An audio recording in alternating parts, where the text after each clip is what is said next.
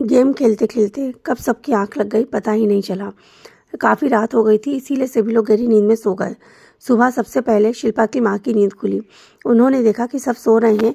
यह देखकर उन्होंने सोचा कि किसी को उठाना ठीक नहीं है। वैसे भी सुबह होते से ही ये लोग जाने के लिए जल्दी करने लगेंगे। तो शिल्पा की माँ ने सोचा कि वो सबके लिए नाश्ता बना देती है। यह सोचकर वो उठी और किचन में चली गई। तभी मनीषा की नींद खुली। उसने भी देखा सब सोए हुए हैं। वो भी यही सोचकर कि सबके लिए नाश्ता बनाए किचन में चली गई।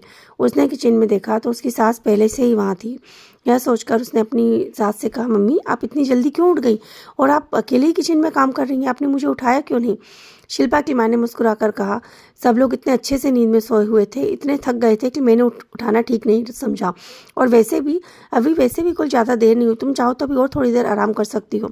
मैं सबके लिए नाश्ता बना दूंगी। मनीषा ने कहा, नहीं मम्मी जी, हम दोनों मिलकर जल्दी से नाश्ता बना लेते हैं और अभी सबको सोने देते हैं, क्योंकि उठते से ही तो दीदी जियाजी जाने के लिए जिद करने लगेंगे और फिर चले जाएंगे और उसके बाद पता नहीं अब कब वापस आएँ।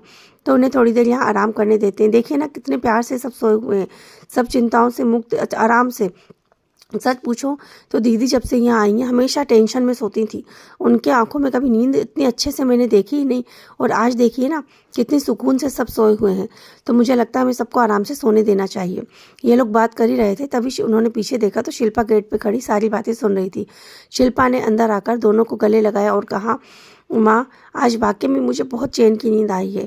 और पता है यह सब कैसे मुमकिन हुआ है? यह सब आप लोगों की वजह से हुआ है।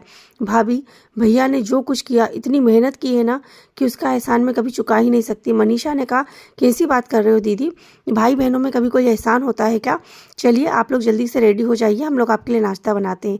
शिल्पा ने कहा, हाँ सभी लोग उठ गए हैं, हम लोग जल्दी से रेडी हो जाते हैं, फिर हमें निकलना भी है क्योंकि ज़्यादा देर करना उचित नहीं है।